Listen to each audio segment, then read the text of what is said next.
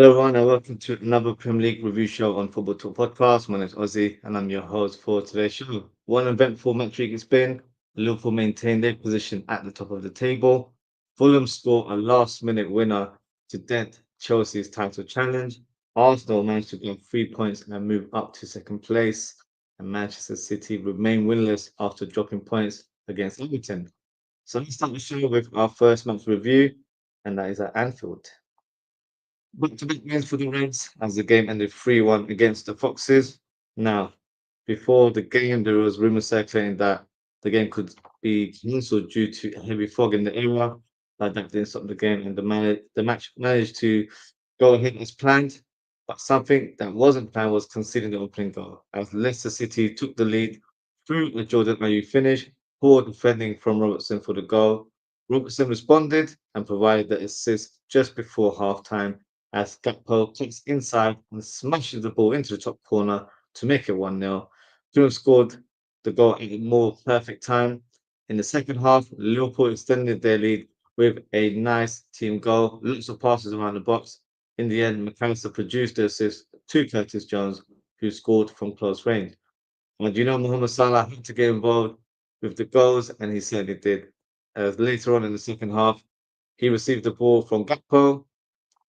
Salah cuts inside and infamously hits a low shot into the bottom corner to make it 3-1 and secure the points for the Reds. A good performance from Liverpool. Gakpo really shined in this game and he's getting the points that he deserves. Mohamed Salah is doing Mohamed Salah things and that's breaking records. He has scored 100 Premier League goals, 98 are for Liverpool. He also made his 250th start for Liverpool and also registered 250 Premier League goal involvements for one team.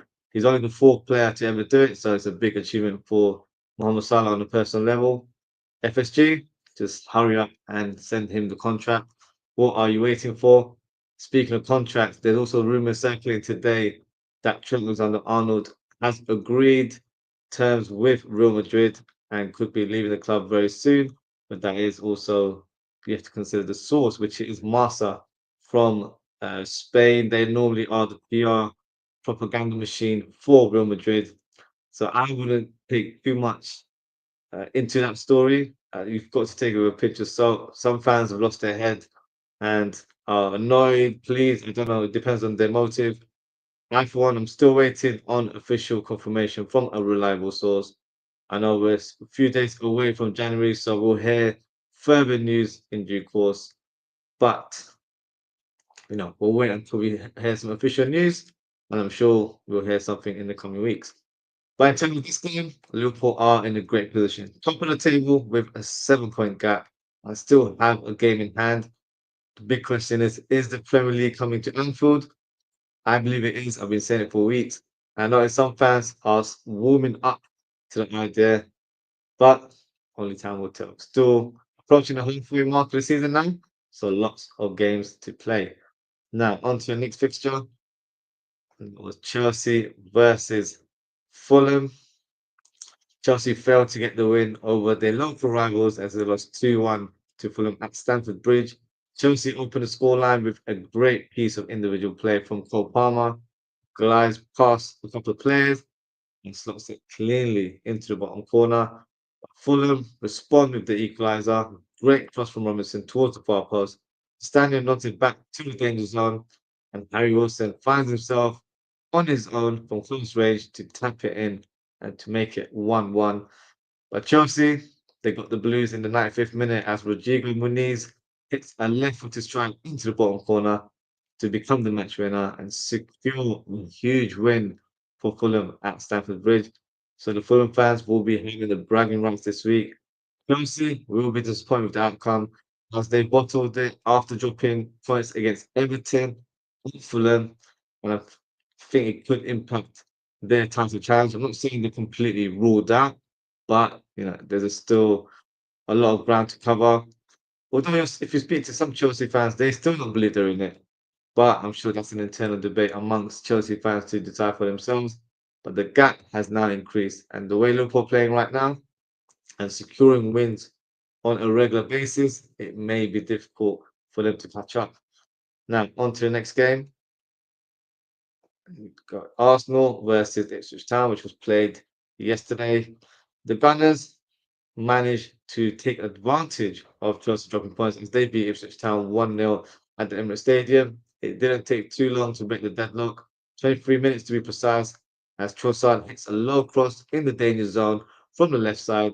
Havertz goes ahead of Davis, the left back, and smashes it into the corner to make it 1-0, and that ended up being the match winner. Despite the scoreline, it was a comfortable win for Arsenal as they were in control throughout the game and had plenty of chances to extend the lead. But in the end, they got the 3 points, and this stage, that's all that matters.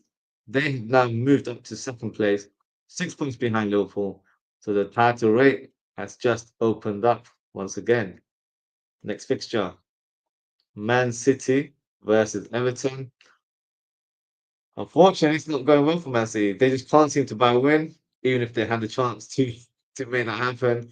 They've dropped points yet again. This time it was at home against Everton, with the game ending 1-1.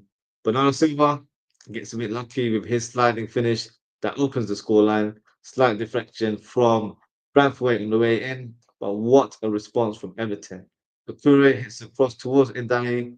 He hits a shot from the outside of his right foot and into the top corner. What a way to equalize for your team. Man City fought. They got a lifeline as they were awarded a penalty. Mikolenko fouling Savinho inside the box. Haaland steps up for the penalty, but Pickford denies him with a fantastic save. He manages to score from the rebound, but unfortunately, Haaland was offside, and he saw Coleman running up to him, telling him to be humble, which was a bit cheeky on his side. But nevertheless, great point for the Toffees. But Man City remain winless and are in seventh place. It'll be interesting to see if they strengthen the squad this January. But as it stands, they look like a disjointed team, and things aren't going for them. Do I have something for them? Absolutely not. Now, on to the next fixture.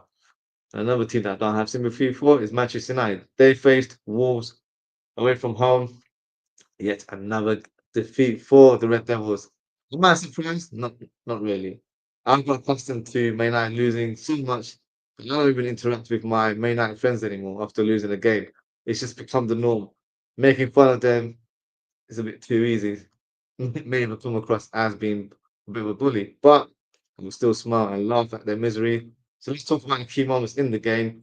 Bruno Fernandes picks up a yellow card and is dismissed from the pitch after he fouls Semedo. I think he was trying his best to get suspended for the Liverpool game, but that's not the case. He'll be unavailable for their next fixture, which is against Newcastle, and will be made available for the Liverpool game, which takes place on the January the 5th. United are down to 10 men, and Wolves respond very quickly with an opening goal. But the man behind the goal was scored, quite laughable. Cunha, who has been sensational this season, scored directly from a corner kick. And it's not the first time that United have conceded a goal like this. Heung-min Son literally scored directly from a corner kick last week in the Carabao Cup quarterfinals. So it's something the goalkeeping coach needs to work on because it's not a good look for the keepers to be beaten that easily. Wolves then extend the lead and make it 2-0 after Cunha hits United on the counter attack, squares it to Huang Hee-chan, who smashes it in the corner to secure the victory. What a win for Wolves as they managed to creep into the relegation zone and move up to 17th place. Ruben Amorim mentioned in his last press conference that he didn't care about the fixture list being so heavy right now in terms of being done in Christmas time or the New Year. He just wants to win. We'll keep praying, Ruben, because it doesn't look like it's going to happen anytime soon. Now, in other games during Matchweek 18, Nottingham Forest versus Spurs. Tottenham failed to get anything from the game as Forest grabbed all 3 points at the City ground. The match winner came very early in the game in the 20th minute as Forest hit Spurs on the counter attack. Gibbs White hits the perfect through ball to Elanga, who clinically shoots into the bottom corner to make it 1-0. Former player Brendan Johnson thought he got the equaliser with his shot, but he was denied by Sales, who produced another fantastic save to parry the ball away from goal. But it got from bad to worse for Tottenham as Jed Spence gets a second yellow towards the end of the game and is sent off. So that means he'll miss the next fixture, which is against Wolves. But a huge credit to Nottingham Forest. That's 4 wins on the bounce. What a remarkable job they're doing. And they've actually, in fact, moved up in third place in the league, which is sensational stuff right there. On to the next game, Newcastle versus Aston Villa. The two now we marched in and took all 3 points and uh, from Villa to secure a 3-0 victory. It didn't take long for Newcastle to break the deadlock. Was Gordon bends it into the corner to make it 1-0. The goal happened inside 30 seconds. What a start from Newcastle. But in the second half, Villa went down to 10 men as John Duran attempts to do the Hulk Hogan leg drop on Fabian Schär. He's given a straight red and it's amounted to climb for Villa from there onwards. In the second half, Isak makes it 2-0 with a simple finish. Good low cross from Jacob Murphy, sorry. Bruno Gomes thought he made it 3-0 after Konsa and smashes the ball onto the Newcastle midfielder and ends up rolling back into the back of the net.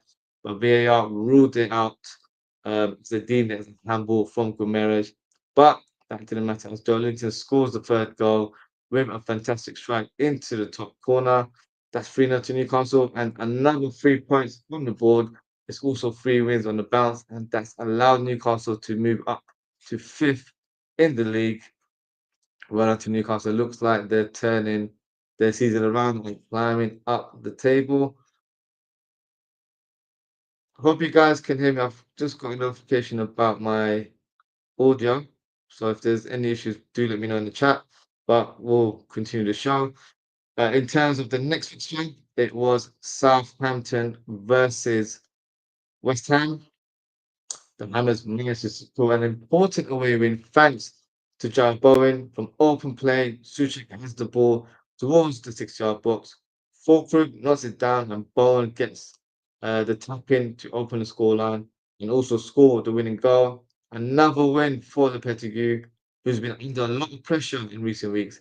That should keep his job intact for the short term. Southampton will feel hard done by as they played really well in this game. A much better performance as they create a number of chances. And maybe you should have got something out of the game. But I'm sure new manager Ivan Juric will take positive from the game and build a team from there. On to the next fixture, Bournemouth versus Crystal Palace. It ended goalless between Bournemouth and Palace at the Vitality Stadium.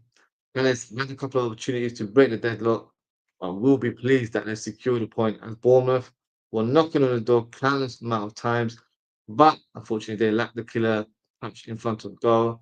So a point apiece for both teams. And the final fixture of Matchweek 18, which was also a goalless affair. Uh, but the winless streak continues for Brighton as they've not managed to claim a win since the 23rd of November, defeating Bournemouth 2-1 at that time. In terms of the key moments of this game, and Sissi was very close to breaking the deadlock as his shot smashed the side of the post. Wissa did actually hit the back of the net with a thumping finish, but it was ruled out by VAR for offside. I'll be honest, I thought the decision was a bit harsh. I know they're drawing lines in terms of the actual replays, but despite that, I still thought he was onside. But that's not me suggesting VAR cheats or anything to that nature. João Pedro almost got himself sent off as he missed a swinging elbow on Yarmolenko. Um, Firstly, what on earth was João Pedro thinking, and how did he think he was going to get away with it by doing it in front of the referee? Luckily, he didn't connect with the player. If he did, then Yarmolenko would be in hospital right now with a broken nose. That's something you see in the UFC on a weekly basis, not on a football pitch. And that rounds up the action in match week 18. So let's go over and present the FPL Manager of the Week. And this is the second time it's happened for us. We've actually got joint FPL managers. So let me bring them up on the screen. And they are Jake Harrison with his team called Brexit Means Exit. Okay. And Monel Gogri His team is called Galacticos. They both managed to attain the highest tally of 83 points, so well done to yourselves. Not a bad tally, to be fair. There wasn't a lot of high scores. In terms of my performance, I'm just going to have a quick view on my phone. I only got 63 points, which is not too bad considering the top of our table was 83. So I've actually moved up to 65th in the table. So a lot more uh, relieving for me in terms of moving up the table. Still got a lot to do, but hopefully I'll get there in due course. So what we'll do now is we will present the league table, see if there's been any changes. There has been a lot of changes in recent weeks. So let's see what's occurred in Matchweek 18. So let's make the screen bigger for you guys. As you can see, we have a new leader at the top of the table. It is Jake Eason, who is, of course, the FPL Manager of the Week. So that points tally certainly helped him climb up to the top. Chris Barnett is in second place. Ripper Mohan is in third. Godwin has dropped to fourth. Taylor Aziz has remained in fifth place. And so has Ellie Clark in sixth place. We've also got John Smith moving up to seventh. Melissa Morris dropping down to eighth. Andy Abda moving up to ninth. And Maya Thomason dropping down to 10th. So that is the top 10. So big up to everyone for another match week there. So what we'll do before we close the show, we will review upcoming fixtures in match week 19. It's been a bit of a crazy week due to the Christmas period. Tomorrow is actually the beginning of match week 19, so only one day gap. So what we'll do now is we'll present the fixtures and I'll give you my predictions of each game. So let's start here. So we have Leicester City versus Man City. It's the earliest game of the match week, 2:30 p.m. on Sunday. Now, Leicester City haven't been in great form, but neither have Man City. They've struggled to get a win. Could this be the day? Shamelessly, I'm going to say no. I think it will end as a draw, and I think the result will be a 1-1 result. Crystal Palace versus Southampton. I think Southampton have improved under their new manager. It was pretty much his first game in charge. Palace have been decent, a bit inconsistent in terms of gaining points on the table, but I'm going to try and give them the benefit of the doubt. I think it'll be a home win. So I'm going to predict a 2-1 victory for the Eagles. Everton face Forest. For me, Forest have been sensational right now. The sky high, 4 wins on the bounce, and I think it's going to continue. It's going to be fifth win in a row. So for me, I'm going to go for a 2-0 victory for Forest. Fulham versus Bournemouth. Fulham are on cloud nine right now in terms of beating their local rivals in Chelsea. So I think they'll take that form into this fixture. So I'm going to go for a 1-0 victory for the Cottagers. And Spurs versus Wolves. So as I mentioned earlier in the show, just Spence is not available. So that's another defender unavailable for the team. That's what's causing them dropping points and not securing wins in recent weeks. I'm not having a lot of positive thoughts with regards to Spurs due to the fact that you don't know what team is going to turn up. It's literally a case of Jekyll and Hyde. One week they're sensational, the other week they're terrible. So I'm going to go for a draw. I'm going to go for a 1-1 draw. West Ham versus Liverpool. This is the 5:15 kickoff on Sunday. I expect the Reds to win. The Reds have been showing some great form in recent weeks. I'm going to go for a 3-0 victory for Liverpool. And the Monday matches, you've got Aston Villa versus Brighton. Brighton remain winless on 2-3. Aston Villa haven't been in great form themselves either. But I'm going to go for the home team. I think the home team will just about sneak it in. So I'm going to predict a 2-1 victory for Villa. Ipswich Town versus Chelsea. For me, Chelsea will want to respond and try and gain some more points and climb up that table. So for me, it's going to be a win for the Blues, and it's going to be a 3-1 victory for Chelsea. Manchester United versus Newcastle. I'm not giving any hope for Manchester United. They've been in shocking form in recent weeks. Newcastle, on the other hand, have been really good. They've moved up to fifth in the table. And think their form will continue into this game. So I'm going to go for a 2-0 victory for the Toon Army there. And the last fixture is on the 1st of January between Brentford and Arsenal. 5:30 kickoff on TNT Sports. So I'm going to go for an after win. I think they will win 2-1. So that is my prediction. And that is also the end of our match week 18 review. Before we close the show, I can see we've got a few comments. I'm just going to go through them. So here we go. So first comment is from Football with Ends. This is a big up, bro. Big up, Ends, as always. Thank you for your comment. Thank you for your support. Please, guys, make sure you subscribe to Football with Ends. Doing amazing content as always. So please show your support. Good friend of the channel. Daz, big up Daz. He says, big up Ozzie. How come Arsenal have not got a game match week 19? They do. It's just been played at a later date. So they're playing on the first. So they're the last fixture in match week 19. In terms of why that day has been selected, I have no idea, but they are still playing in match week 19. Dara saying hi to Daz, they're returning the hellos there. Sound is getting worse. Apologies, I think I've just got a bit of a dodgy connection, so hopefully it's better now. You're saying the mic sounds a bit funny. Apologies, guys. Makeshift studio right now, so unfortunately my connection might not be the best. So yeah, apologies. Hopefully you've heard me fine after that. Um, but that is it for today, guys. Thank you so much for tuning in. In terms of upcoming content, we'll be back possibly on Sunday. I haven't confirmed if I'm doing a watch along, but I will let you guys know on social media. So you can follow me at Ozzie.ftp on Instagram. And you can also follow me at Ozzie_FTP on X/Twitter. And then in terms of next week, we'll be doing more transfer related shows with the January window set to open. So we'll do a transfer talk show. We'll also do an LFC transfer talk show. And then we'll also do match previews in between as well. So lots of content coming next week. So make sure you hit your notification bell so you know what time I'll be going live. And that is it for today, guys. Thank you so much for tuning in. Take care, stay safe, and I hope to speak with you all very, very soon. Goodbye.